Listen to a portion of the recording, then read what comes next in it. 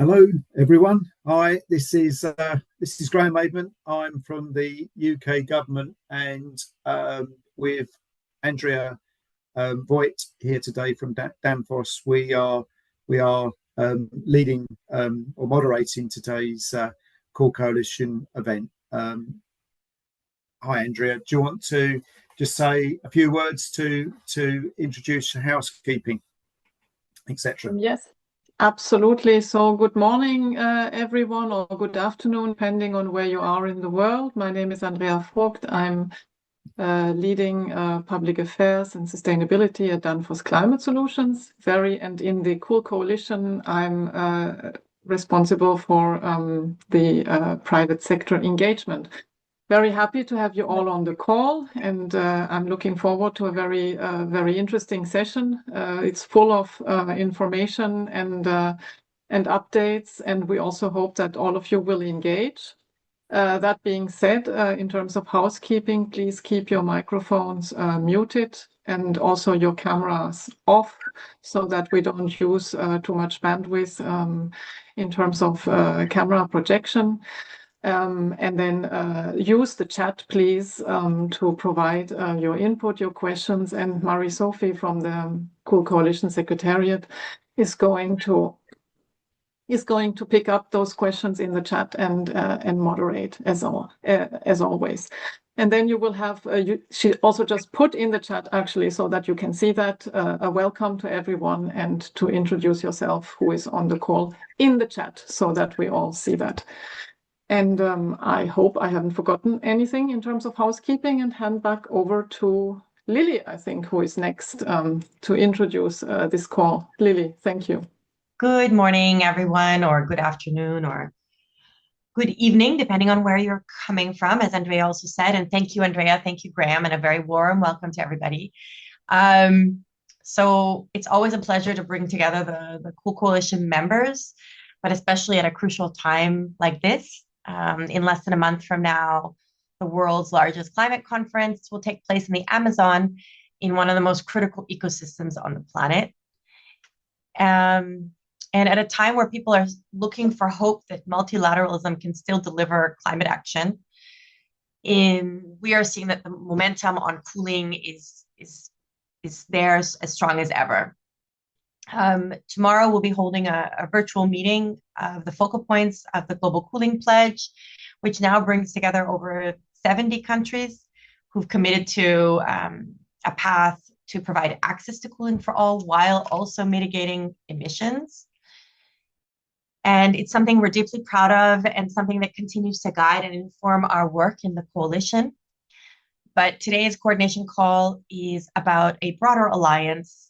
It brings together the full membership of the coalition, so we can connect, update, and show up as one voice and a strong community in Belém and beyond. So where do we stand as we head into Belém, and what are we trying to drive forward? Let me start first with Beat the Heat. You'll hear more about this today from Lenio. It is our national to local implementation drive. It's really looking at translating the national commitments to the pledge in on heat resilience into local action. It's co-led with the Brazilian presidency. It's already live. Cities and countries can submit expressions of interest, and the first cohort will be launched at COP30.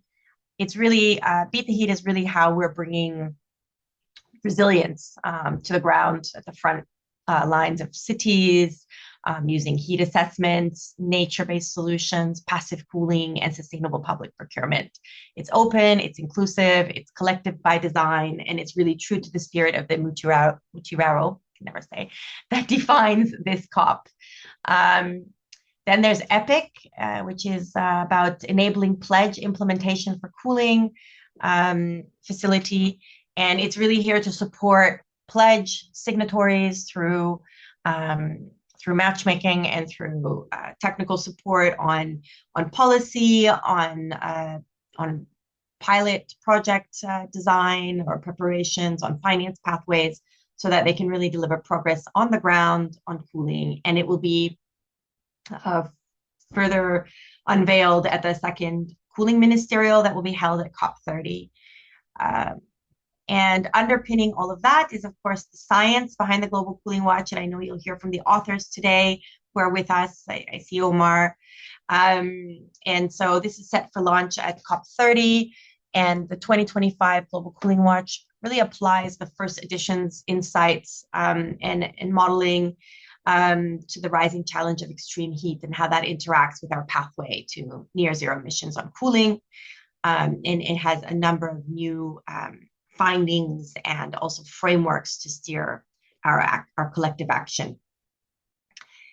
And in a moment when we're starting to lose, I think, well, not lose, but where some may be questioning, climate action, I think as a community, we should remember that cooling really stands out as one of the most immediate, relatable, concrete, and achievable solutions that we have on climate.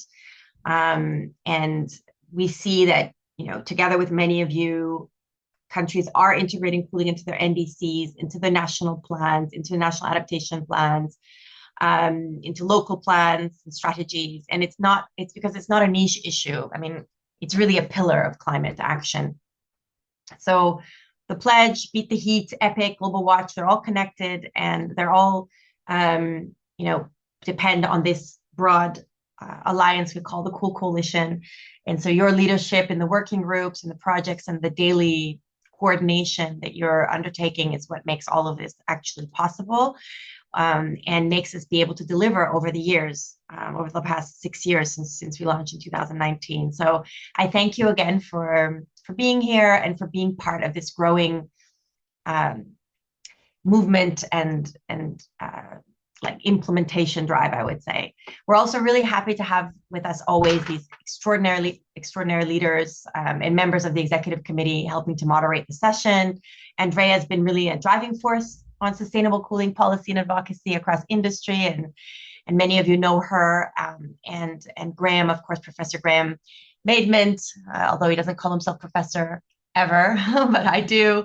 He brings deep technical expertise in shaping cooling and energy policy in the UK through research, practice, and public service. So really excited to see them here with us, guiding the session, and to hear from all of you. So with that, I'd like to hand it back over to our stars. Andrea and Graham, over to you. Thanks.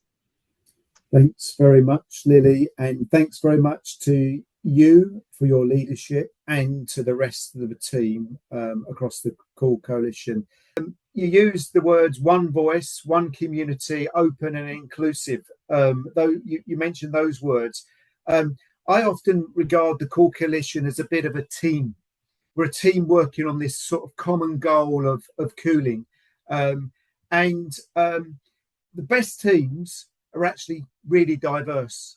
And I think we're really diverse as a team. If you look across, when you look at XCOM, we're really diverse as well. Andrea and I represent different interests. From my individual perspective, the Cool Coalition have done some amazing things for us in the UK. Cooling, as we know, is hidden, is latent, and actually the Cool Coalition raising this as an international global opportunity, challenge, etc., has really helped me in the UK raise cooling up the agenda. And as a result, we now know what our cooling emissions are. We know how much cooling electricity we use. I think it's something like 15% of all UK electricity goes into cooling. And we've done some projections in terms of that 15% or 50 terawatt hours could become 80 terawatt hours. And because we've got evidence, we can now look at how we can decarbonise. And the Cool Coalition has started us on this journey. So thanks very much for creating this diverse team. And thanks very much, Lily, and the rest of the team for giving us a platform to work from in the UK. So I'm going to stop there, and I'm going to hand to Andrea and give your views, your perspectives. Yeah, thank you, Graham, and I can only echo what you were just saying. I mean, a big thank you to the team of the Cool Coalition, and to Lily for being such a strong driving force behind this alliance, and for all the members for joining us. So as Graham was just saying, of course, I'm coming with a little bit of a different perspective than he is, but I would say we are all united in the journey on promoting sustainability in cooling, given that it's a sector that is really growing very fast. And if I'm just picking one example in Europe, we are right now working on the heating and cooling strategy at European level, which is expected to come out in Q1 next year. And it's really symptomatic to see that most of the feedback, most of the discussions, most of the things you hear actually about this strategy is all about heating. And there is very, very little focus on cooling. So one of the priorities that we have is also in Europe to raise awareness on the importance of cooling as a growing sector. And that encompasses space cooling, of course, but also the cold chain, which is really critical infrastructure. And there is little awareness still at European level on those sectors. It's much most, I would say, is about heating. And for example, this evening there is an event by a grouping, which it's a European project called Cool Life, where it is about raising awareness on the importance of cooling. So there is a lot more that can be done in that sense. But here in this forum, in terms of the Cool Coalition, I think we've done, and the Cool Coalition and the Secretariat specifically have done an extraordinary job of raising the importance of cooling on the global agenda. And of course, it's also when, in terms of the Global South, where this takes a particular importance. So a lot been done there already. Now, a bit more specifically on the private sector working group in the Cool Coalition. It is a working group in inverted commas, I would say, because it brings together the members, the private sector members in the Cool Coalition. And I asked Sophie just before the call, it's 41 members in this working group right now. We convene from time to time to see if we have common activities that we want to drive together. But then, of course, it's also about simply keeping private sector members engaged and making sure that they engage in the different working groups in the Cool Coalition. As an example, there is, for example, the working group of district cooling. We'll hear more about that later in the call. And then you would see that then private sector members, of course, join such a working group also to bring their perspective.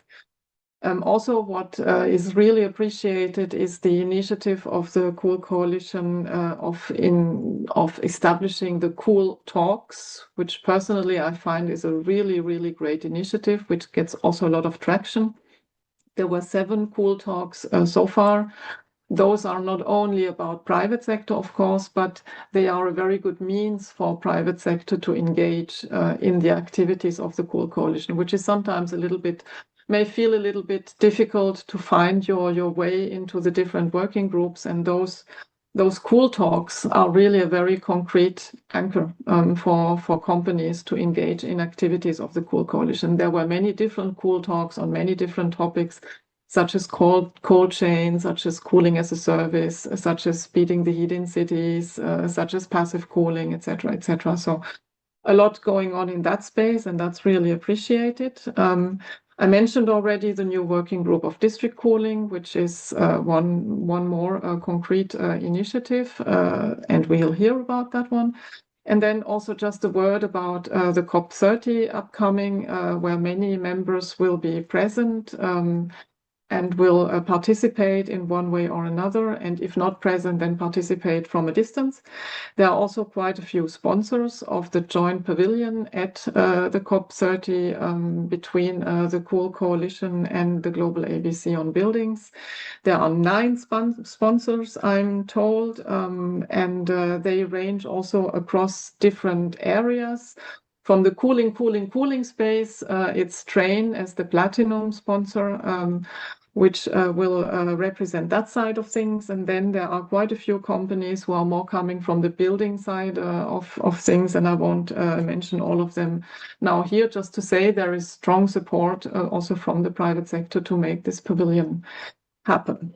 So I think that's the main messages I wanted to give. Once again, thanks, and I'm looking forward to a very interesting call. Thanks very much, Andrea. And just picking up a little bit on what Lily said earlier on, she mentioned some initiatives that are coming, and that's what this next session is about. We've got some flagship initiatives, and we've got two fantastic speakers to tell us about these. So we have Lenio, who's the Global Chief Heat Officer for UN Habitat, and she's going to be talking about Beat the Heat. And then we've got the Global Cooling Watch 2025 and Omar from American University of Cairo. So Lenio, over to you, please. Thanks, Graham. It's always great to see you, and thank you for the introduction. And hello, everyone. This is I'm taking this chance to talk to you a little bit more about Beat the Heat, which is an implementation drive that the co-presidency, together with UNEP and the Cool Coalition, designed several months, have been kind of designing for the last year or so. The idea was that it became clear that part of the way that we can move forward with the implementation of the global cooling pledge is to get cities more involved. This is something we had in mind from the beginning, but the co-presidency really asked if we could try to create some kind of momentum so that we make sure that we bring together more of the needs that the cities have and more of the solutions and the support that the cities need to actually implement different solutions and different initiatives for building resilience to extreme heat and creating cooler cities. And there are basically three. The first one has to do with creating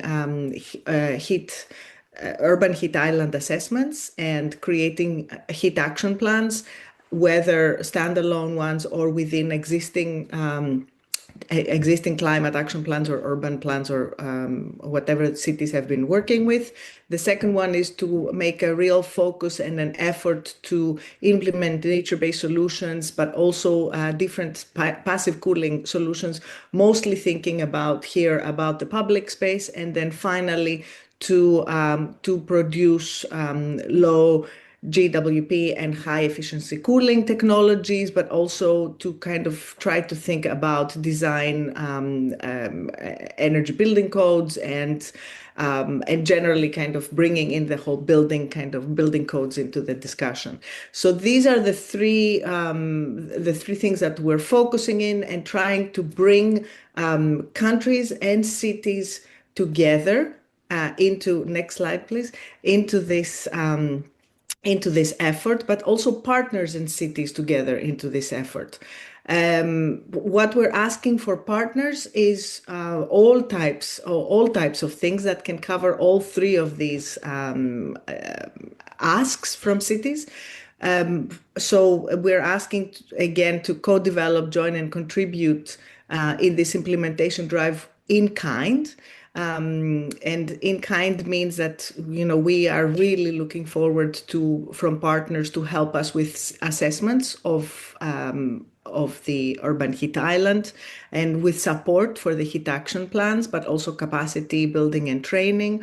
We're looking for technical support, especially people that can support cities to create technical studies for example, nature-based solutions or other types of support for cities to create guidelines for procurement, for sustainable procurement and such other things, or generally prepare things for project pipeline development, basically any kind of support for this kind of thing, but also financial support, which means, again, either direct financial contributions or help cities to figure out how to finance and how to create financial tools that can support the needs that they have. Also, we're asking from our partners to call their cities and call cities that they have been working with to join the Beat the Heat. We had an amazing meeting last week with CEOs of incredible organizations from the private sector, but also banks and the financial sector. And we had about 90 CEOs talking with the presidency of the COP, Anna Toni, and with Martin from UNEP and Kraus, and like it was an incredible discussion, and there was a lot of goodwill. And this is the whole idea, like to create this momentum, which is already happening. This is also a point where you can scan our expression of interest form and be part of it. We really, really would love to invite you. This is like just an expression of interest so that you can be kept into the know with what's happening and what we need, and start thinking about how you can be part of this more actively. And we are very, very happy to be creating this implementation drive, the Muchirao, as Lily said. And it's considered one of the most important and flagship events that and efforts. Oh, and my last slide, I think, is that how this thing will work is that as soon as there is an expression of interest, we have a welcoming package to make sure that the people understand what Beat the Heat is, and it's generally onboarding everyone onto the scene. We also have already in the pipelines a series of capacity building webinars for cities, mostly to understand what the landscape is like, with tools and resources that are available online to support them with different parts of their needs for building heat resilience and cooling in their cities. After that, the second point is that we ask people after the expression of interest to submit an enabling pledge implementation for the cooling facility. This means more specifically for cities and countries to apply, to specifically articulate what an initiative or a challenge is that they need support with. And this will go through EPIC, the cooling facility, which will amass all of the different asks and then kind of pair them up with existing solutions and existing resources that we are putting together. And then this is where we go to the implementation phase, where we have the requests for the city country requests paired up and matched with different existing resources. And I said, and finally, of course, this is like in the next year or two. This is a long-term process that we are planning to look into. And finally, there will be a reporting and a celebrating yearly at COP, at the high ministerial meetings of the Global Cooling Pledge, because this is again an implementation of the Global Cooling Pledge, and we are really looking forward to seeing more and more things happen in cities so that we can protect the most vulnerable people and make sure that we bring mitigation and adaptation together at the city level. Thank you very much. I also would love to know how many of you, if any of you, are going to be in Belém or in Sao Paulo or in Rio to try to connect with you about this effort and or for fun. And please, if you can write it also in the chat so we can have a record of that. Thank you very much. Thanks, Graham and everyone, and talk to you soon. And Andrea, Graham and Andrea. Yeah. Thanks, Lenio. An amazing initiative that you're spearheading here. It's tremendous to see how it's developing. So great work, well done. Omar is going to now give us a quick update on the second Global Watch report, and really looking forward to reading this. So over to you, Omar. Thanks, Graham. Thanks, everyone, for this opportunity to whet your appetite on the Global Cooling Watch 2025. It's basically our attempt to get a hold of what's going on worldwide on the cooling theme. And we have focused this year on the extreme heat and access. Before doing that, we looked hardly into the cooling hierarchy.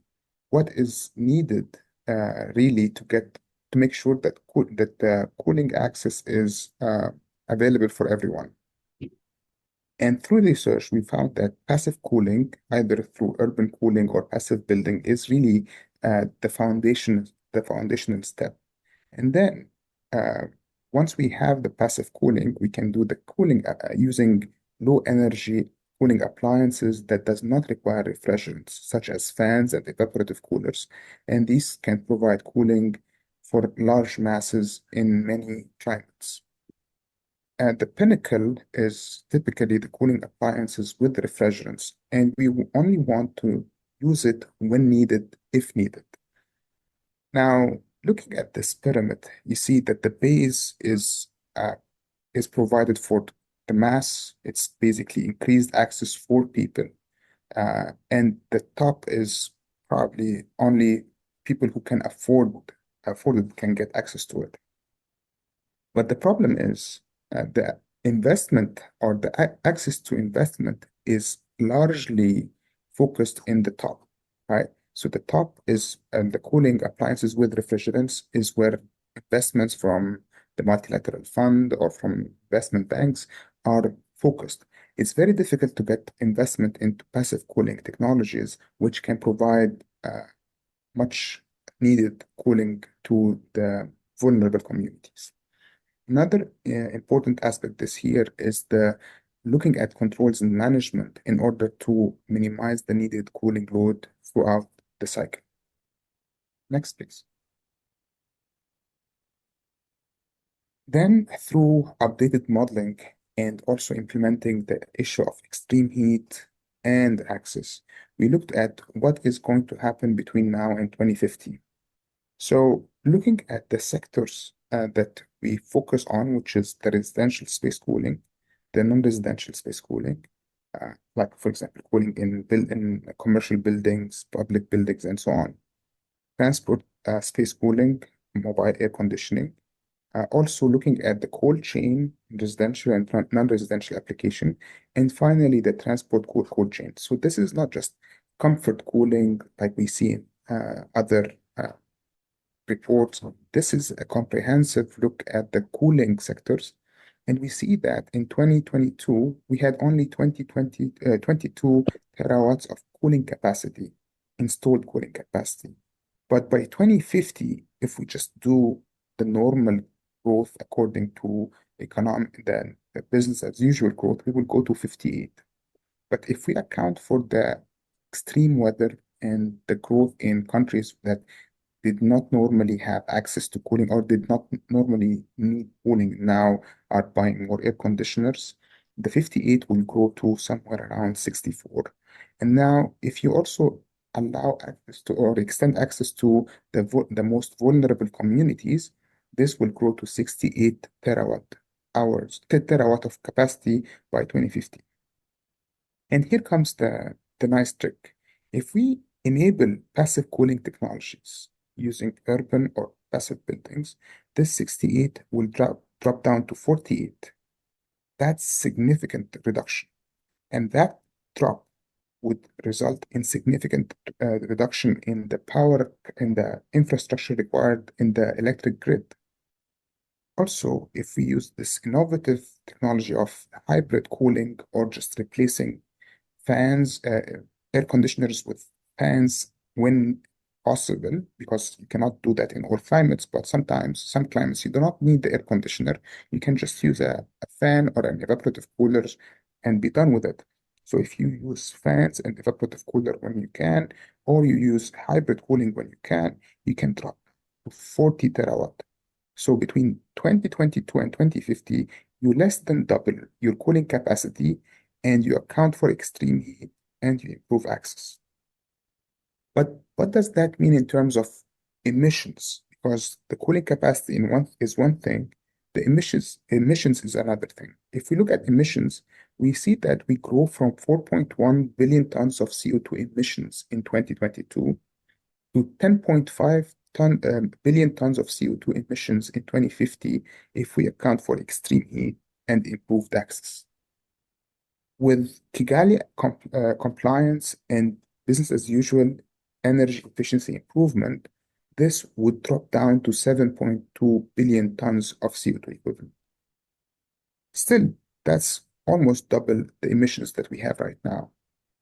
That will not get us close to the near zero emissions that we want to achieve by 2050. So what is the pathway that would get us there? First, let's look at passive cooling. This can shave about 1.8 billion tons. If we use fans and hybrid cooling, that can shave another 1.2 billion tons. And finally, if you use the best available technology for air conditioner, that can shave another 1.4 billion tons. And finally, if we use faster phase down of Kigali, faster phase down of high global warming potential measurements, so basically increasing or accelerating the Kigali implementation, we can shave another 0.2 billion tons of CO2 emissions. And what is now 4.1 billion tons of CO2 emissions becomes 2.6 billion tons of CO2 emissions in 2050. But we should not stop there.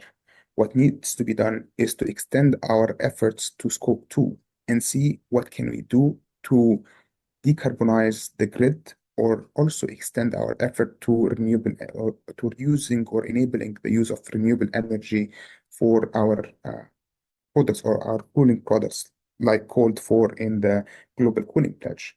So if we do that, there are different scenarios. So the first scenario is just using business as usual grid decarbonization, the medium grid decarbonization, and finally the rapid grid decarbonization scenario. And that is how we reach the near zero emissions reduction. So this is basically the summary of the modeling that we have so far. Next slide, please. Sounds like a good work.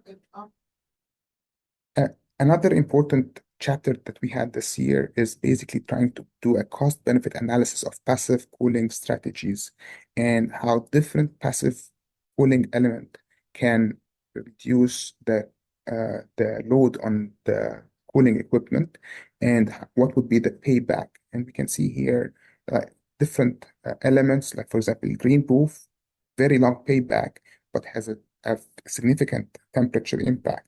And we see other things like, for example, cool roofs, very small average payback, low initial cost, but medium temperature impact. So we have a detailed study that is also regional in the report that would be very important for policymakers to understand the trade-off between different passive cooling measures. And you can see, tightening your air movement using double glazing measures, reflective surfaces, and so on and so forth. With that, I'd like to thank you again, and questions, please write them in the chat. I'll be more than happy to answer them. Thanks very much, Omar. Tremendous work here, and we are copying your work, by the way, in the UK. So I think that's a big compliment. So well done. I'm gonna hand over to back to Andrea, who's going to lead the next session. Thank you, everyone. Yep, thank you so much, and thank you to the previous two speakers for very, very interesting insights. And we'll now look at how those insights can be translated into national and regional action. And for that, we will have three amazing speakers who will give us these insights from a local perspective. We will start with the National Ozone Coordinator for the Vietnam Ministry of Natural Resources and Environment. I'm sure I'm not going to pronounce this correctly, so my apologies. Nguyen Dang Tu Cook. And afterwards, we'll have an intervention on the cold chain innovation from Anand Shukla from the UNEP's United for Efficiency. And finally, we'll have Ben Hartley from the SC4All, who will tell us about energy access in cooling in terms of urban-rural nexus and regional cooperation. So with this, I hand over to Nguyen Dang Tu Cook from Vietnam. Thank you so much. The floor is yours. Thank you, Andrea. Greeting to all the college and partners from Pool Coalition. It's very nice to be here today and to talk a little bit about what we have done and our experience on urban cooling actions. So Vietnam cooling is both a climate challenge and also an opportunity, and we have quite rapid urbanizations this time, and now having very high temperature rising that we experienced in the past with the expansion of cities. So those are being a bit of challenge to the country. So I want to say that the Ministry of Agriculture and Environment, through the Department of Climate Change, we are in partner with UNEP and the Cool Coalition to build a national approach that links science policy and local actions. In first time in 2022, when we developed the NDC, we put in the cooling considerations. But now, as we're moving up to the NDC 3.0, passive cooling is now more considered in our energy and building sectors. So the intention is increased. And for the first time, sustainable cooling has been legalized in our legal framework, and we do have one national action plan where we take passive cooling, sustainable cooling together with the other Kigali Amendment measures, such as the life cycle management of refrigerants, with the reduction of the consumption from refrigerants together with the equipment control. So those are measures that have been laid out in our regulations. So I just want to say that Vietnam is taking actions relating to cooling, and we are trying to do some actions on the ground. Next slide, please. Yeah. So based on those legal framework and the policy guidance, we have implemented our pilot activities, trying to help cities to develop their urban cooling action plans and integrate heat resilience into the local planning. So we choose Cần Thơ, one of the provinces in Vietnam, to help them with develop a comprehensive UCAP. And here it's very lucky for us that we have very hard support from UNEP, where we can apply satellite-based heat mapping and microclimate simulations to quantify urban heat and cooling loads. So the implementation has been taken at 3 levels: cities level, neighborhood level, and building levels. So these measures are jointly taken into consideration, helping to reduce emissions as well as improving the public health. So the plans now is to take these recommendations and try to integrate into the city's master plan. And we are in close contact with those people from the province to ensure that cooling become part of the long-term urban governance. So the same similar things have been done for Tam Kỳ, another smaller city in the central part of Vietnam. And we also in the project we do engage with the local authorities, the experts, and the communities while doing the mapping and doing the assessment relating to vulnerability as well as to design the solutions. So these are the pilots, and we came to concluding these actions a few weeks ago, and very much looking forward to continue with more actual activities in the time to come, because under these cooperations we come up with feasibility studies and suggestion recommendations, but there hasn't been any chances yet to prove and to make them in reality. So as a part of our next steps, can you move to the last slide, please? So going forward, what we are going to do, I don't have time to make it very details, but what we're going to do is first consider passive cooling in the NDC. Because we are very well aware of the net zero target that the country is aiming for is very challenging and require a lot of effort. So we taking measures in all different ways with the mitigations, adaptations, and everything as tools to help us achieve those ambitious targets. Secondly, we try to mainstream cooling into urban master planning and helping with the adjustment of the building codes. So that it can it can be more appropriate for the new requirement as well as the circumstances that the country is now facing too. Third, we also put a lot of effort to strengthen our interministerial coordinations, helping each other to with the monitoring and data setup. And one very important thing is how to unlock finance, which is considered pretty much a way forward for us in any terms of cooling investment to look for funding and for a mechanism that works for partners to work in our country. And the last one, we are also trying with the expansion of capacity buildings and awareness raising. We take lessons that we learn from the pilot cities.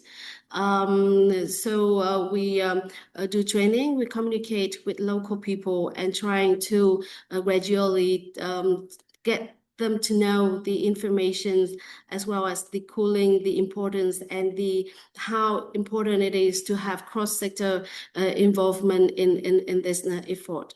So in summary, the urban cooling action plan shows how we have done and the data that we have collected in the pilot activities, and with the outcome of those activities, we want to have more activities on the ground, and there's still a lot of things to do. And with the NDC and the upcoming activities, we do hope that it will visualize better understanding how cooling and passive cooling can play a role, and where is our effort will take closer to people. So it's just the end of my talk. Thank you very much for taking me today, and very much to looking forward to hearing all the conversations. Thank you so much for a very good overview on the activities undertaken by Vietnam, and certainly a very holistic approach that you're taking to cooling, and a great example also for others in the space. So thanks a lot for sharing those experiences, and we are all looking forward to hearing your next steps in the journey for sure. With this, handing over to Anand Shukla, who is lead expert at United for Efficiency and who will tell us about cold chain innovation and the UK Haryana Centre of Excellence. Anand, the floor is yours. Thank you very much, Andrea. And again, thank you so much for inviting me to present the Center of Excellence we are implementing in Haryana. So I am attending this session right we're in the middle of the foundation course we are conducting, and it's a 5-day foundation course. Today is the second day, and it's super exciting that we are talking about cooling. But what about cooling of plants and trees? So if we do not cool plants and trees, perhaps we wouldn't sit here and talk about heating or cooling any topic. So I think we have to go back to basics, and so um, so basically, there are several center of excellences across India, but there is no center of excellence which is so comprehensive that we are aiming to build. And some center of excellences focus on pre-harvest, some on post-harvest, but there is no a part of post-harvest. Some focus on certain commodity or certain component of a cold chain. And whenever we talk about cold chain, people often end up discussing about cold storages. So we are trying to break that misconception that cold chain is cold storage and vice versa, but cold storage is a small component of the overall cold supply chain. So I would like to go deeper into the presentation. So this is a scenario according to the Global Hunger Index. India's position hovers around 105, 107, and into 2023 it was 107. So basically, it is quite low. And this index is measured on mainly 4 parameters. The first parameter is undernourished children, stunted growth, wasted children, as well as the child mortality rate below 5 years of age. And when it comes to India figures, you can see that around 14% of the population of India is undernourished. And you might be wondering, India is an agrarian country and why this is so. But as you all know, one of the biggest problem is that we eat food, but those fruits and vegetables we eat does not contain nutrition that our body requires.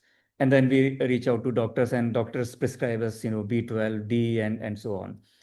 And so you see a lot of people who do not have access to food because up to 40% of the food we grow in India is wasted. And it is not only food which is wasted, it is the land, it is the water, and we are also impacting the biodiversity as well as our efforts and so many things which are and also that food which is wasted also generates methane and also release a lot of gases which impact our environment as well. So there are several implications of food loss as well as food waste. And in the first picture on the right top, you see, a lot of people struggle to have food. Nourishment or nourished food is far away. At the second picture on the left side, we do not have enough cold chain, or we do not have cold chains in India as such, reliable, sustainable, integrated cold chain. So most of the food transported in India is an open trucks. As you see, the bananas are transported in an open truck, and you can think about the banana which are lying at the bottom or at the very top, and a human being is also crushing or whatever doing with the banana. So this is the scenario, and I do not feel shy that there is a lot of room for everybody to play in the cold chain sector of India, which has been not targeted, not addressed sufficiently until now. So this is the objective of our Center of Excellence. And when you see the agriculture sector in India contributes around up to 70% of the GDP. And on the right side, you see a picture you see Himachal apples, which are very famous. And these apples were lying 2 years back just in front of our office. So, this is how it is stored, transported, and loaded, unloaded. So this is a challenge we are facing. And when you see the export, so only 1% of food we grow in India is exported. 40% is wasted or lost, or and so 40% is wasted, and out of that we only export 1%. The biggest reason is our food or our fruits, vegetable does not contain the nutrition, the texture, the size, the export market requires. So this is the challenge we are trying to address, and this is not a simple problem to solve, because the cold chain, as I mentioned, it talks about farmer, it talks about consumer, it talks about transporter, logistics, driver, and it's very difficult also to convince driver, because driver thinks saving diesel is a great thing, so they switch off the truck, and the food also is deprived of air conditioned space. So there are a lot of things which are interconnected, and we are trying to solve that puzzle. Can we go to the next slide, please? So so this idea came up a couple of years back. So the work started way back in 2017, and there was a discussion between Department of Horticulture and University of Birmingham, and then formally we started working in 2019, and our first center of excellence came up in Kigali, Rwanda. We call it ACES, and then as ACES moved forward, we ramped up our efforts in India. So we signed up MOU with Government of Haryana in 2022, and then the work began in Haryana. And this is the picture you see, that this MOU was recently extended between the Government of Haryana, University of Birmingham. And so there are three main players in establishing these Center of Excellences. And you see there are a couple of logos are mentioned, who are the key project partners.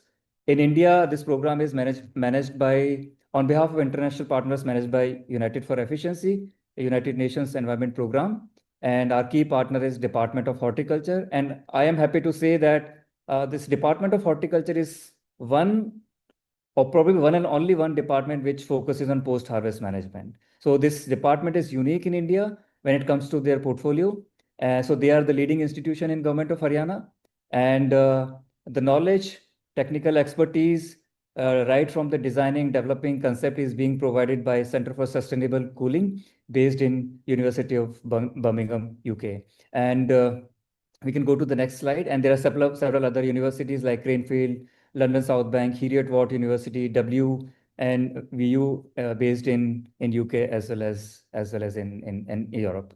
So now this slide is so the challenge I had was, how to capture this information. So what we are doing cannot be covered in 5-10 slides, because we are starting from farmer. We are ending at the dining table, and everything in between is captured. So basically, you talk about the market technology, you talk about demonstration, you talk about energy efficient refrigeration system, compressors, load GWP, you talk about business models, talk about financing institutions, you talk about you integrating solar PV into cold storages, you talk about remote monitoring and control system, you talk about how do we build capacity. So we are constructing a 3-story building in Haryana, and this infrastructure will have conferencing facility. We will have space for incubating startups and training facility, testing and R&D. And one of the outcome of this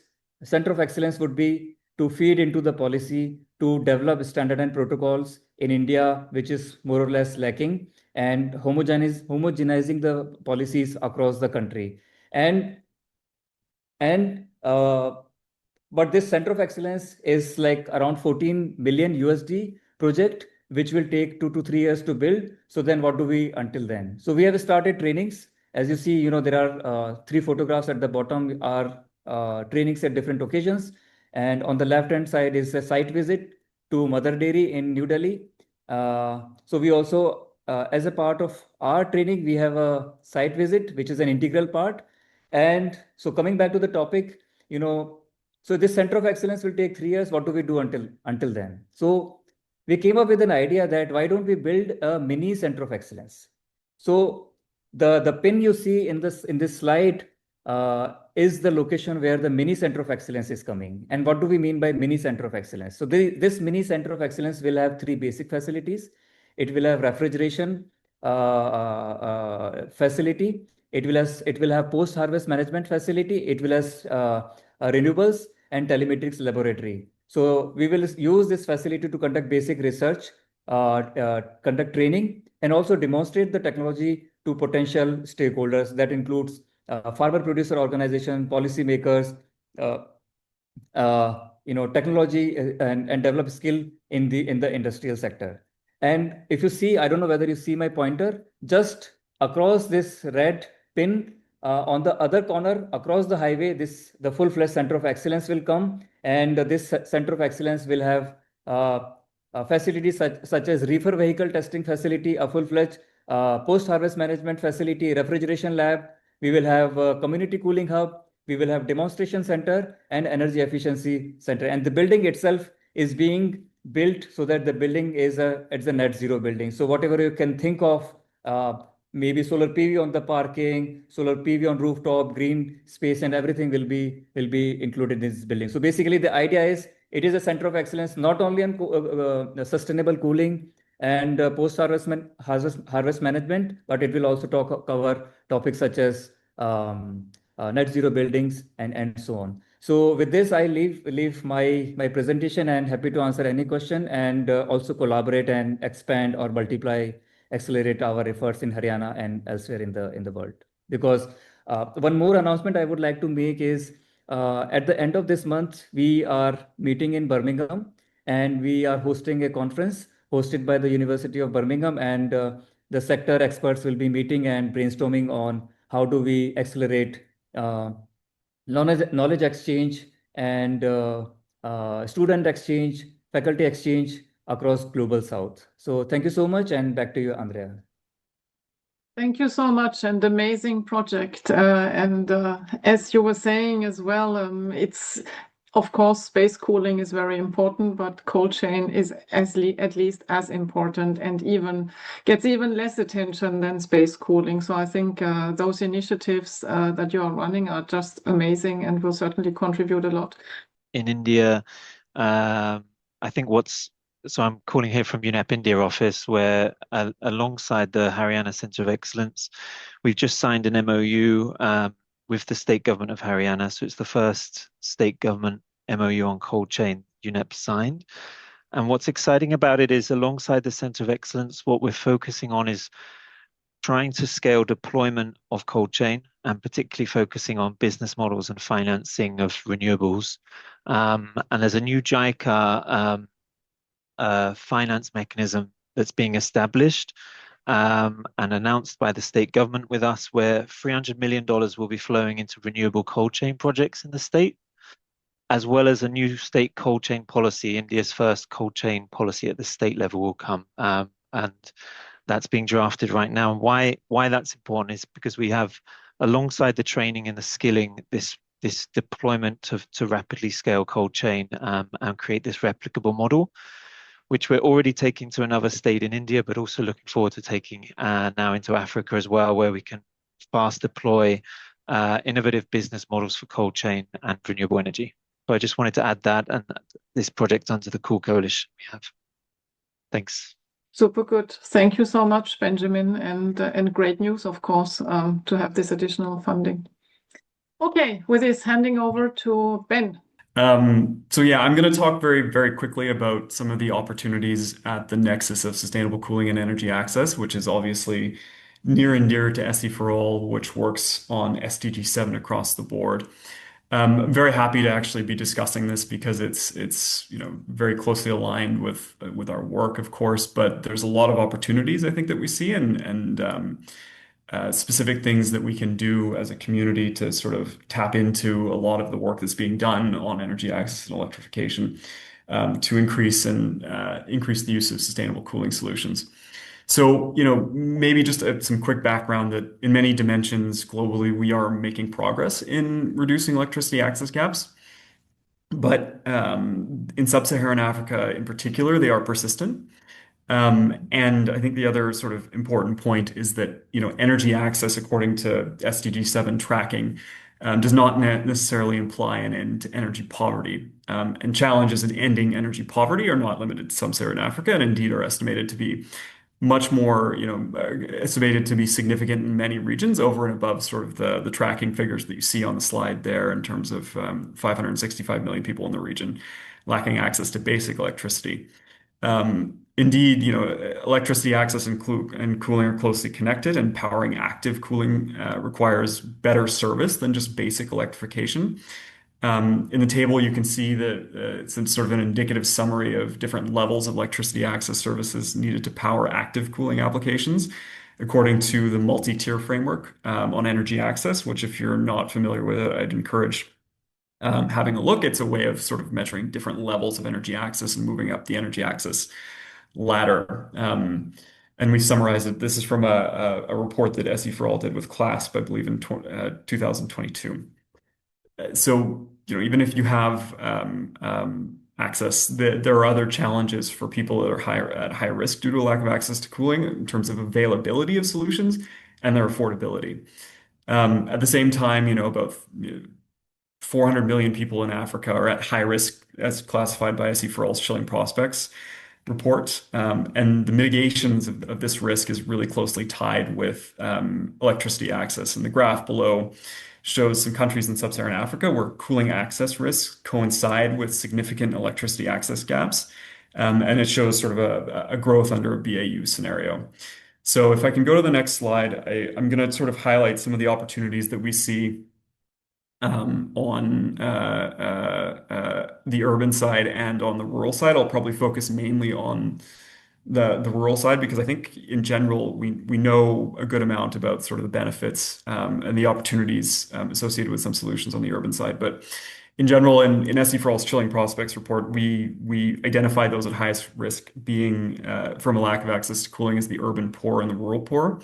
And when thinking about the urban side, these people are likely to have some access to electricity, but the reliability is limited, and it may not be sufficient to protect themselves from heat. So when it comes to sort of the energy access dimension, I think we have to remember that passive cooling solutions can help reduce energy poverty by reducing the need for active cooling and therefore improving grid stability, in particular during times of peak demand. Another sort of key opportunities are associated with high efficiency fans, which of course we know are making market progress in India and hopefully as well in sub-Saharan Africa, which can be both grid-based but also as a standalone solution that it can improve the reliability of cooling at lower electricity service levels. And then finally, on the urban side, community cooling resources like schools and hospitals. It's important, these are potentially high impact intervention areas in urban settings that can if you provide cooling solutions in these settings, they can provide support during heat waves, also having an impact on reducing peak demand. If I can flip to the next slide, we'll talk a little bit about the rural side. And so when we think about in our Chilling Prospects, the rural poor lack access to electricity and live in extreme poverty. Of course, many are engaged in smallhold farming, and many may not have access to cooling in a rural medical facility. Indeed, there are probably about 1 billion people in low and middle income countries that are served by healthcare facilities that actually do not have reliable electricity to power things like fans for patient recovery or obviously vaccine refrigerators. So one thing I would say is the two sort of charts you see on the right come from a report that SE for All and the World Bank did on the nexus of rural energy access and cooling. Identifies some countries that exist in that crossover between the high risk countries for both rural electrification and cooling access, as well as a lot of good data on sort of affordability. And I would encourage anyone interested in this to really sort of have a look at it to go through. But the opportunities that I wanted to highlight really are, the first is elevating cooling within key energy access initiatives. One that I would just point out now is Mission 300, which is an initiative of the AFDB as well as the World Bank and other partners, including SE for All, to electrify 300 million people by 2030. And this is not just sort of basic electrification. The idea is that you provide energy, electricity and energy for life, which includes productive uses, and it includes comfort cooling in homes, productive uses like agriculture and comfort cooling in homes. So that's a big initiative that I would encourage us to tap into where we can. In addition to policies like national cooling action plans, we see a lot of opportunity for integrating cooling into rural electrification strategies. which most countries with an energy access gap will have and are actively implementing through rural electrification agencies, as well as partners, development partners like the World Bank, AFDB, and others. For us, I think it's also important that we generate more evidence on the impact of cooling solutions for the productive use of energy and rural economic development, particularly on the agricultural side. We need to sort of understand I think the business models better in like how we can avoid the challenge of stranded assets, for example, in cold chain in situations where you're looking at, off-grid rural communities that can use cooling to boost their livelihoods in particular.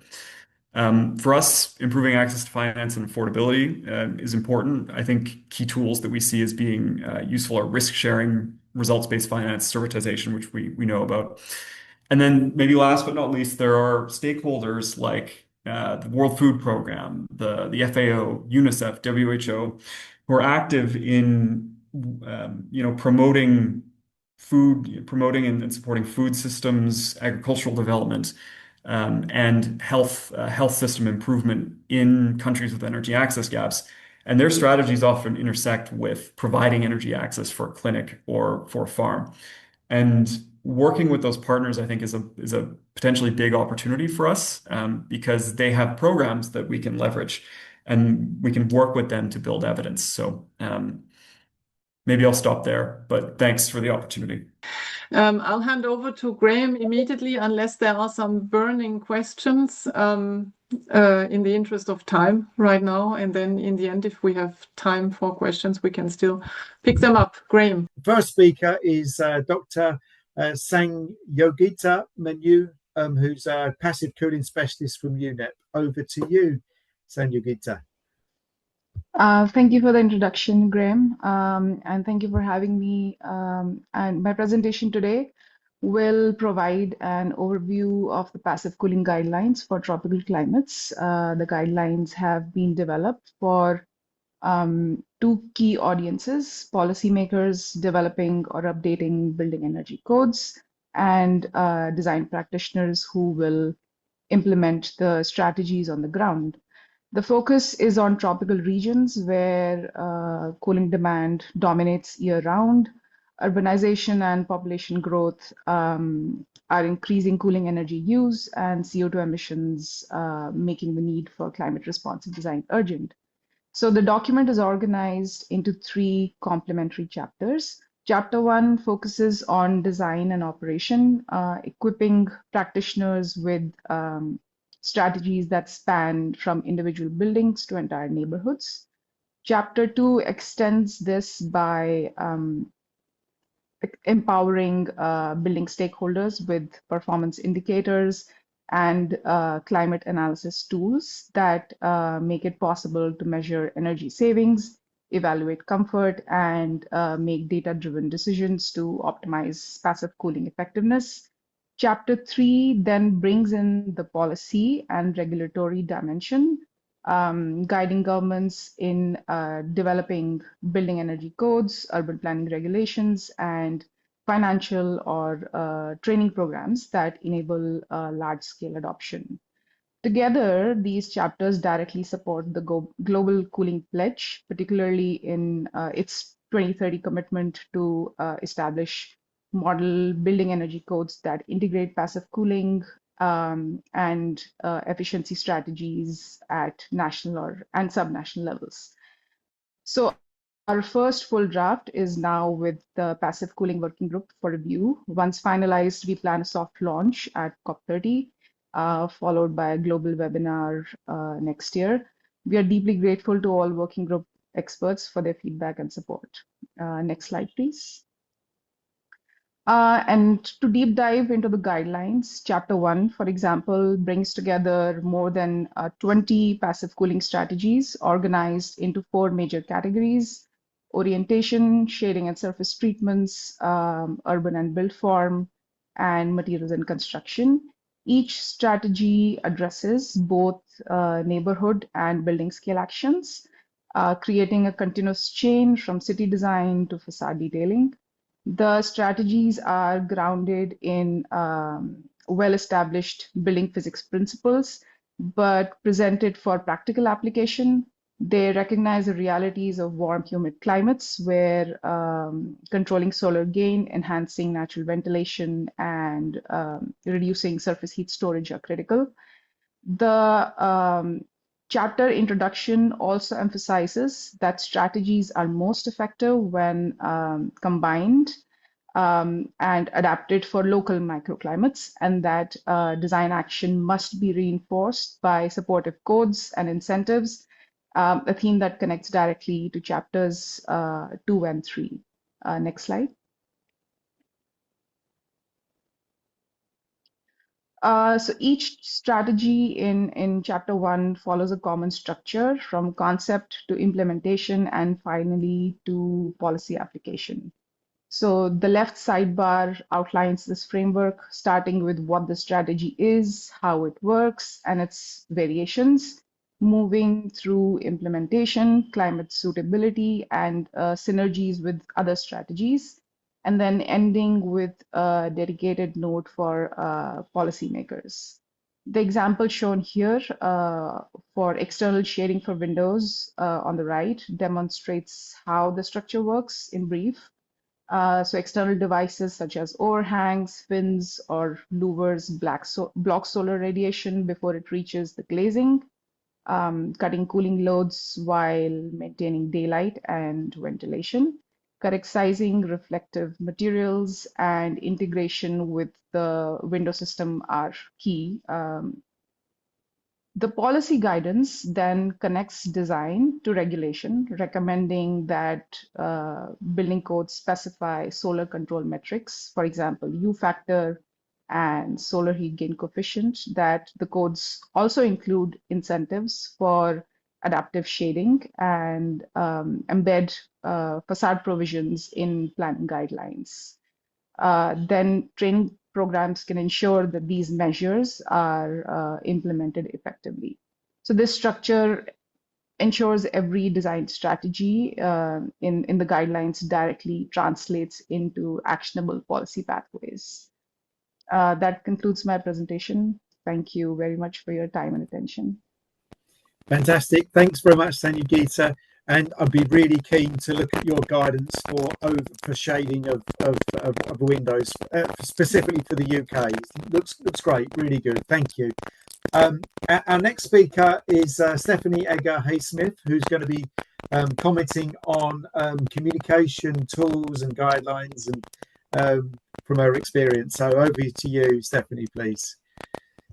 Thank you. I'm talking about the Montreal Protocol implementation, but specifically the Kigali Amendment and supporting national action with respect to sustainable cooling. To date, 167 out of 198 parties, or 167 out of 197 countries have ratified the amendment. While that's well over 3/4, we still have 31 to still ratify. And I'm sure you're aware that we at the Secretariat would like to see universal ratification of the amendment by its 10th anniversary, which is next year, in order to really reap the full benefits of this amazing cooling tool. Quick recap. The Kigali Amendment commits the ratifier to phase down hydrofluorocarbons, or HFCs. This is mandatory and is aligned to compliance measures. There are different HFC phase down schedules, depending on whether you're a developed country or an Article 2 party. Their timeline started with reductions in 2019, with a target of achieving 85% reductions by 2036 compared to their 2011-2013 baselines. Developing countries, which are Article 5 parties, their timeline is slightly different, and they're also split into two different groups with different starting points. So Group 1 freeze their consumption in 2024, with Group 2 due to freeze their consumption in a couple of years' time in 2028. Now, the final phase down will be in steps and will occur between 2045 and 2047. Now, by linking a country's mandatory HFC reduction obligations, the amendment also promotes the use of more sustainable refrigerants. And this is then in tandem with the adoption of more energy efficient cooling technology. Next slide, please. To support countries in their sustainable cooling efforts, the Montreal Protocol's Ozone Secretariat is currently building and looking to complete a comprehensive policy toolkit that guides and provides actionable policy options to help promote sustainability in the cooling sector. This is going to be hosted in the Cool Coalition's new website, but will also be accessible directly from our website from the Ozone Secretariat.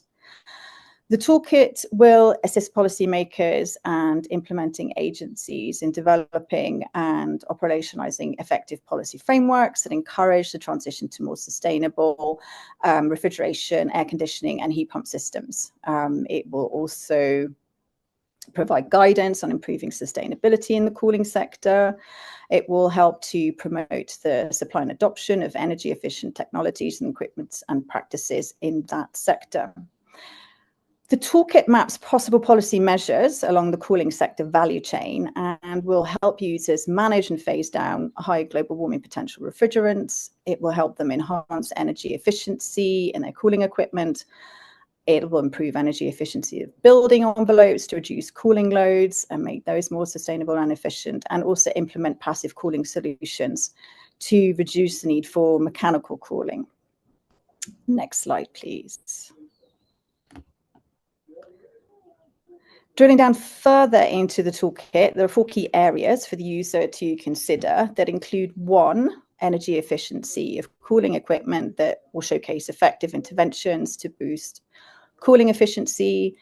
Then there's the second one, which is passive cooling solutions, which I mentioned before is for inclusion in sort of building design, urban planning that use more nature-based passive cooling solutions rather than chemical. And then in 3, we have refrigerant management and phase down of climate warming HFCs. And in the 4th one, there are other cross-cutting policies in support of improving cooling efficiency, such as life cycle refrigerant management, or LRM. Overall, all 4 sections include a variety of instruments that showcased in the numerous resource cards that can be then considered by policy and decision makers. The various tools are classified, and a user can search for anything with respect to level of interest and type of policy is one example, looking at regulatory financial incentives, and also, for example, public-private partnership. They can also search under target group, which could include government, policymakers, and the business sector. There's also a value chain that includes search options for electricity generation and refrigeration production, retail, urban environment. Then you can also search under resource types. There, the user can specify in the search what they're looking for, such as guidelines, regulations, or case studies, for example. All in all, within the tool, a user can also search within this actual toolkit. You can drill down even to specific countries or regions if what you're looking for, you do want to have a bit more of a specific relevance, for example, to where you're based. We're lucky to have had the support from various organisations and bodies that have helped us build up this library of resources, ranging from UNEP's United for Efficiency, CLASP, Cool Coalition, and also the International Finance Corporation, to name just a few. They can help support action areas such as national cooling action plans, NCAPs, or nationally determined contributions, or NDCs, refrigerant management, as previously mentioned, everything from energy efficiency, construction, passive cooling solution, anything that is sort of frameworked around a regulatory instrument to help in terms of curbing activities through penalties, fiscal instruments, whereby if you're looking for something that will impose a cost on anything that is environmentally damaging, like promoting alternatives such as carbon taxes. You can also search for anything that are market-based instruments that help to influence the market and help determine cost-effective ways to sort of achieve your set objectives. Anything that is information-based to help. So these are instruments that potentially help bring about a desired behavior, such as labeling or certification, and any other support measures that enhance the capacity of stakeholders towards achieving their set policy objectives. The toolkit will be operational and launched at COP30, so be on the lookout for that. And with that, I'm going to close. If anything was too quick or potentially unclear, just please drop it in the chat and I can answer that now or later. Thank you very much. Thanks, Stephanie. That toolkit looks absolutely amazing, and if there is a link already there, but there probably isn't. But I'm sure you'll share it with us when it comes. So fantastic, great work. And one of the things that you mentioned was about energy efficiency and U4E. And our next speaker is Patrick Blake, who's the Climate and Energy Manager for UNEP, who's going to talk about U4E, I think. Hopefully. Thank you very much, Graham, for that. I hope you can hear me well. Again, I'm Patrick Blake from UNEP as well, Program Manager for United for Efficiency. So United for Efficiency focuses on energy efficiency in end-use products. In the cooling space, we're primarily focusing in mechanical cooling, air conditioners, both domestic and commercial, refrigerators, both residential and commercial refrigeration, and also fans and new work on cooling in data centers as well.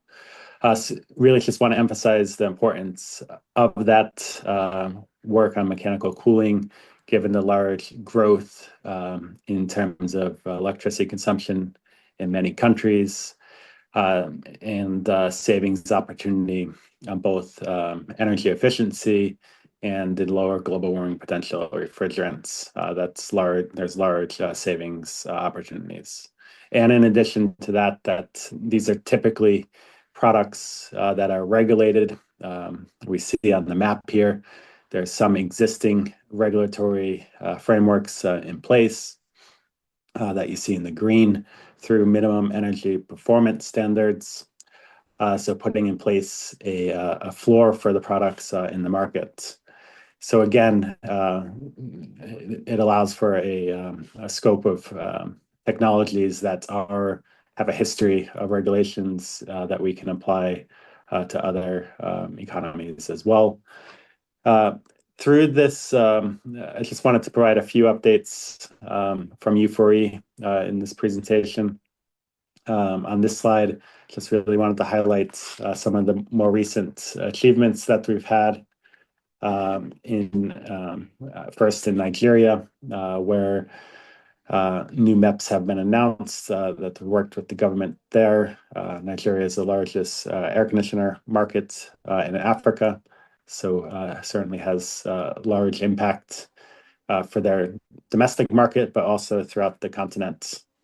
These levels set in Nigeria are aligned with U4E's recommendations in terms of the model regulations.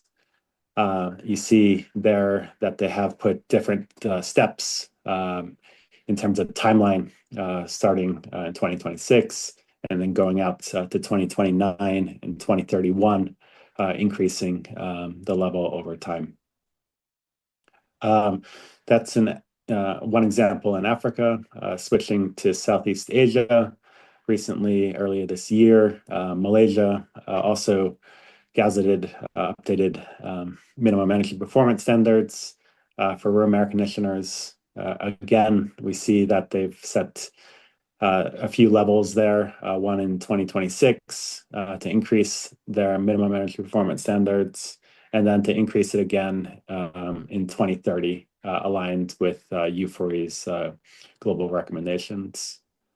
We're not only working on standards, but also working on a different communication campaign together with local NGOs and the Energy Commission from Malaysia to really communicate to consumers on the benefits of energy efficiency. In there, the work doesn't stop.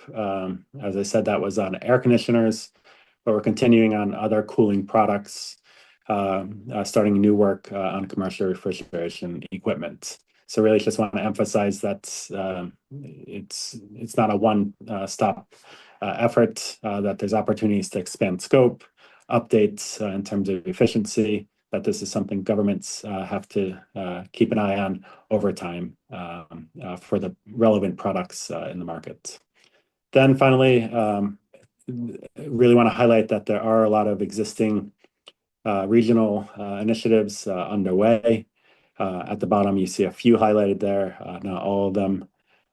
In Southeast Asia, we were working with ASEAN Center for Energy on a regional roadmap for room air conditioners. That's aligned with the work in Malaysia.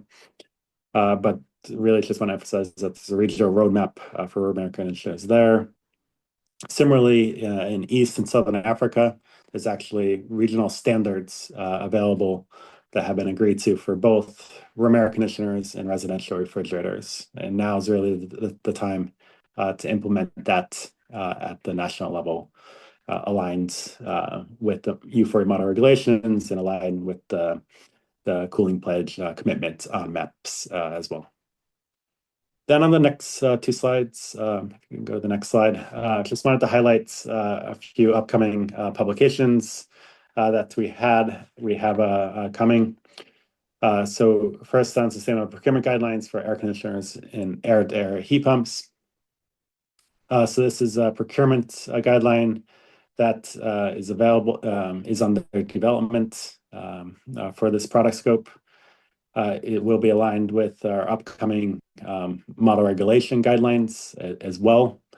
Again, the aim of this is really on the procurement side.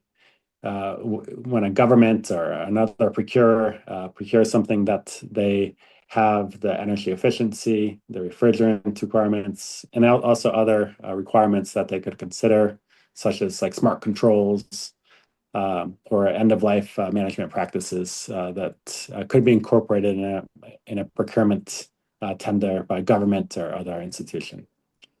So many organizations have contributed to this. I think some on the call. We've had input from private sector, from manufacturers, from NGOs, regional centers, and many governments. So the content of that would be finalized in the coming month, and then the publication itself would be released towards the end of the year, early next year. On the next slide, just very briefly, also wanted to highlight that we have a similar procurement guideline for heating and hot water systems. Again, aligned with what you saw on the previous slide, that there are specifications for this product scope as well. So with that, just to conclude on a few different points, we'll have a number of events at the Montreal Protocol meeting of parties early next month in Nairobi, highlighting some of these different government engagements and tools. So that's one opportunity. And then we're also leading the Co-Coalition Working Group on MEPS and sustainable procurement. So again, another opportunity for you to engage into that as well. With that, back to you, Graham. Thank you very much. Fantastic. Good news stories there, particularly Nigeria and Malaysia. Well done. And I'm pleased you mentioned the working group. I think it's a fantastic working group you're leading there. So brilliant. Well done to that as well. We're going to move on. Denise, over to you, please. And you're from the Climate and Clean Air Coalition. So over to you, please. Thank you, Graham. Good morning, good afternoon, good evening to everybody. As mentioned, I'm Denise from the Climate and Clean Air Coalition, and we have a cooling hub, which serves as the de facto working group on life cycle refrigerant management, which is one of the Global Cooling Pledge commitments. So for those that are, I don't have slides, so don't worry if there's no movement. So for those that are new to LRM, or life cycle refrigerant management, it's basically an approach to avoid and reduce refrigerant leaks, promoting refrigerant recovery, and increasing reclamation rates to mitigate unnecessary refrigerant use and emissions. And according to the Montreal Protocol Technology and Economic Assessment Panel, implementing LRM practices can cut about 39 gigatons of CO2 equivalent of HFC and HCFC emissions between this year, 2025, and 2050. So what that amount means, it's that it's equivalent to 1 year's worth of global CO2 emissions, or roughly 15 and a half years of the 27 EU countries' CO2 emissions. So there's big potential in life cycle refrigerant management. And in relation to that, actually, just wanted to update everyone here that at the moment, the Multilateral Fund is supporting 100 Article 5 countries or developing countries in making their inventories of banks of ozone-depleting substances and HFCs.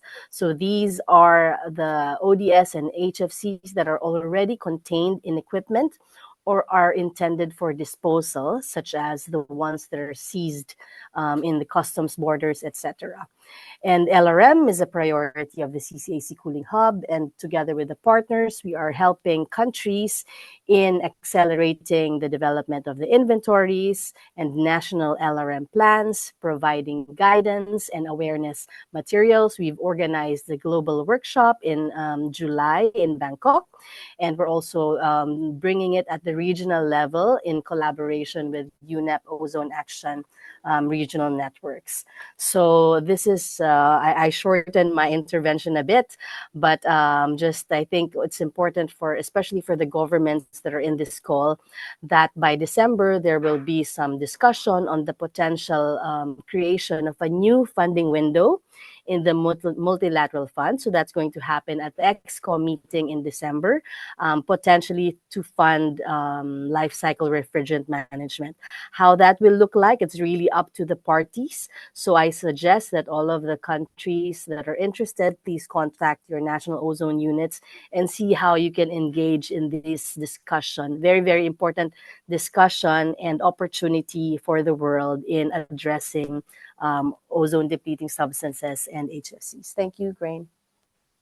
Fantastic. Thanks very much. And it's an amazing statistic you presented just now in terms of how much can be saved. So we need to hold on to that stat and tell the world about it. So well done.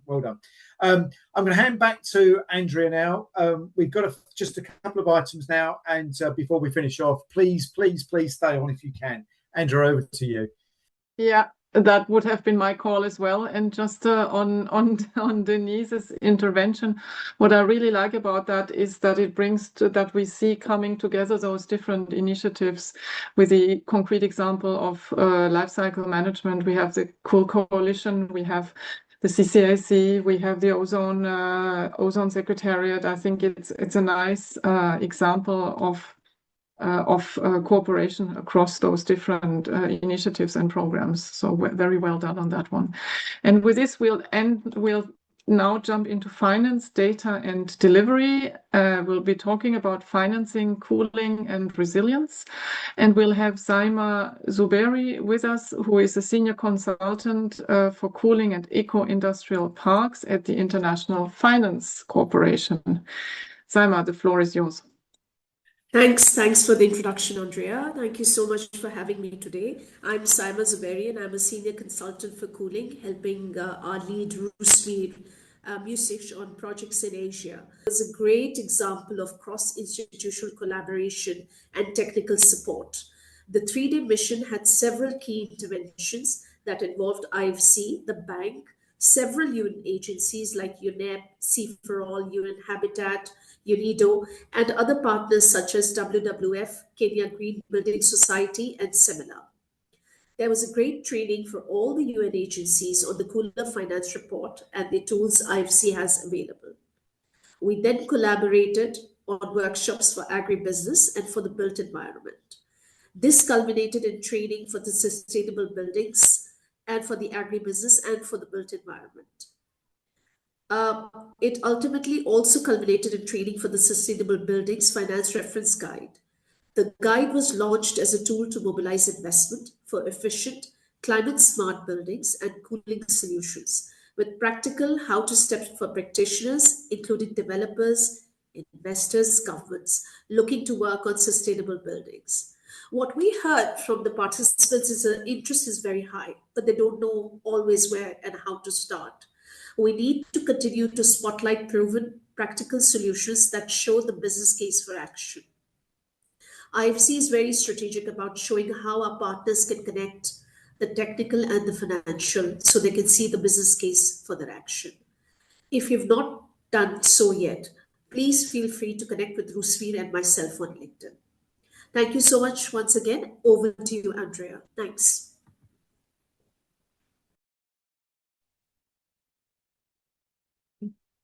Thank you so much for being very short and very concise in your intervention, although finance, of course, is a super important topic. Last items are a strategic engagement, and Mary Sophie, who's done an amazing job organising today's event, is going to give us part of the team, just going to give us a quick update on communication, and then we have Dimitrios, who's from BASE.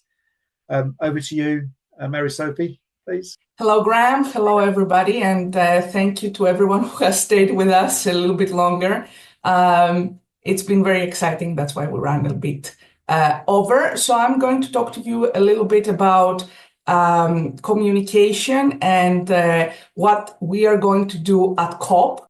So at COP, we are planning many engagements, but the main ones revolve around our second ministerial dialogue. It's the cooling ministerial that will take place on the 18th of November. We have a tentative date there for you and a tentative time, and it will probably be followed by a high-level networking event. So last year's ministerial was a very successful one. And we are going to build on this to discuss the progress on implementing the Global Cooling Pledge. But before that, on the first week of COP30, we will be one of the partners opening COP30. We are with our Beat the Heat implementation drive. You heard about it earlier during this call. So we are planning for an event. Again, these are tentative dates and times, but we wanted to give you an overview. We're planning for an event on the 11th of November in order to officially launch the implementation drive that was first introduced during our focal points meeting in Bonn at the SPs. And the expression of interest was opened earlier during the UN General Assembly Climate Week. And even before that, we're going on a reverse timeline here. We will be launching the Global Cooling Watch 2025. So we will have a press conference for the media, but we will also have other events in the coming days and weeks and even after COP to discuss the findings of the Global Cooling Watch. You heard earlier from Omar that it is going to be focusing on looking at the insights of the 2023 edition under the extreme heat lens. Now, we will be having a buildings and cooling pavilion. We have teamed up with Global ABC, just like we have been doing over the past years, to have this pavilion. It will be running throughout the 2 weeks of COP in the Blue Zone. This year, it's the biggest one we've had so far. It's 100 square meters big. And it's going to be happening in a sort of neighborhood. This is something that the COP30 presidency has decided to do. They have clustered together organizations and partners that belong under the same umbrella. So this is our Bairro Urbano, our urban neighborhood. And you see that we're in the same space with many big organizations that deal with urban sustainability. And we'll be happy to connect with all of you who have already mentioned in the chat that will be there, and also have you in our events in different capacities. So this is it from me for COP, and please keep an eye out on our social media for anything else Cool Coalition related. Thank you. Thanks very much, Mary Sophie. Looks amazing. Well done. Really, really good. Looking forward to it. Demetrius from Bayes, over to you, please. Many thanks, Graham. Also, as mentioned, my name is Dimitris Karamitsos, and I work for the Basel Agency for Sustainable Energy. The way we proceeded is the following, is that we started this work by creating quite a big survey that we distributed to a lot of organizations, and surprisingly also, showing the importance of the topic. Through summer, a lot of organizations answered. So we had more than 40 organizations answering. And this survey was designed to identify what are the key gaps in the sector. And the first three key gaps that came up were, first, that there is insufficient awareness of district cooling solutions and their benefits. Secondly, policy and regulation frameworks remain weak in many markets, limiting the sector's ability to grow. And third, district cooling is often not well integrated into broader urban planning and energy strategies. So connected to this, we then designed what are the objectives and the core activities of this working group. So if we jump on the next slide. This will be, so we focus on four pillars. First is supporting urban policies and planning frameworks that embed district cooling. Secondly, we'll be raising awareness among national and subnational governments about the benefits and opportunities of district cooling, and district cooling in all its forms. So we heard also earlier on models such as cooling as a service being mentioned. So the third pillar will be on identifying and promoting viable business models that can attract investment and scale implementation. So this will be really an identification of what are some of the landscapes and the parameters that really promote different types of district cooling in specific regions, and what are the positive outcomes of those. And fourth will be enabling cross-sector knowledge sharing and highlighting success stories that can be replicated globally. So what are the expected outcomes of this working group? First, we'll design a publication that will summarize lessons learned. And this will include also key case studies. For everybody to know, we are actually starting to reach out to organizations with specific inputs to case studies. And we ideally want to showcase already some of those case studies at COP. But the idea is really to show to the public the variety of district cooling and how are those being implemented for most impact across different regions and countries.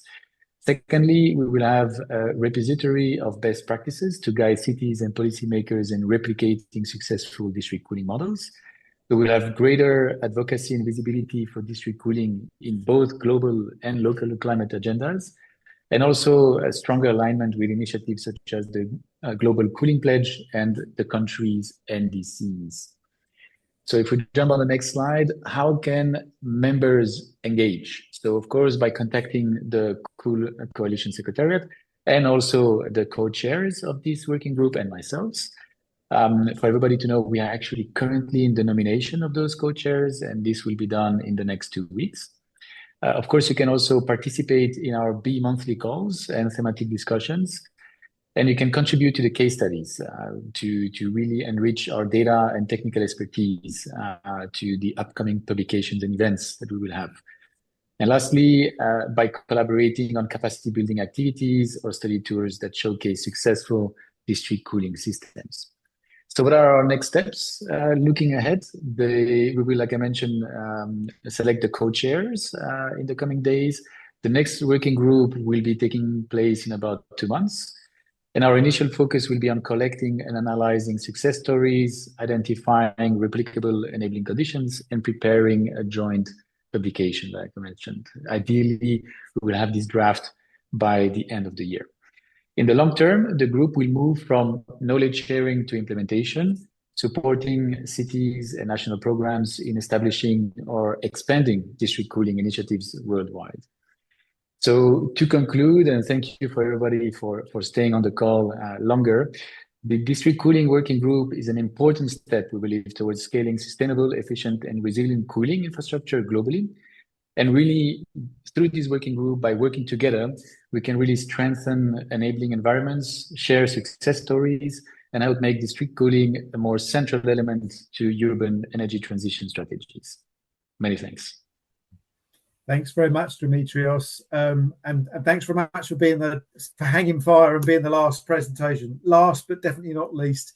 I think we've been spoilt today. We've had some amazing presentations from a big group of people, and I was really impressed with the new work that's coming, the Beat the Heat and the Global Cooling Watch report, but also looking back at some of the impact that's happening now. You've seen the work of ACES and U4E and a bunch of other things that are actually happening. But the key point that I wanted to highlight, and Andrea mentioned this before, was the cooperation that's going across all of these organisations. And as I mentioned before, we're only going to solve this by working together as part of a team. That's working across many organisations. So well done to Lily and the Cool Coalition for bringing everyone together on that. That's all I wanted to conclude with, and hand back to Andrea just for a close, if that's all right, unless anybody else wanted to say anything before then. Thanks a lot, Graham, for handing over and for summarizing. And in the interest of time, again, and in any case, I don't have much to add. I think everything has been said. It was a really, really great call. Big thank you to the entire team for organizing it and for coordinating it, and for everybody to stay on until the very end. So thanks a lot, and lots of good stuff happening, lots of great things ahead. Let's keep the momentum going, and let's catch up for those who are at the Montreal Protocol meeting. We can catch up there already. And then, of course, for those who go to COP30, another great opportunity to connect there. And one last thing I would like to say before I hand over to Lily again, and that's just triggered by Dimitri's presentation in the end. I do think that district cooling should also go into the whole bucket of urban planning, because it is urban planning. And it should be connected, at least, to the activities in that chapter. But that's more of a technical comment. So thank you very much, and back to Lily. I just want to say thank you so much to you, Graham and Andrea, for the amazing moderation and chairing this meeting. And a big thank you to Marie-Sophie, who's been pulling this together behind the scenes. So thank you so much, Marie-Sophie, for all your hard work. And yeah, thanks to everybody for being here, and look forward to continuing this work all together. Have a wonderful day. I don't want to keep you anymore, or evening. Bye. Thank you. Bye. Thanks very much, everyone. Thank you, everybody.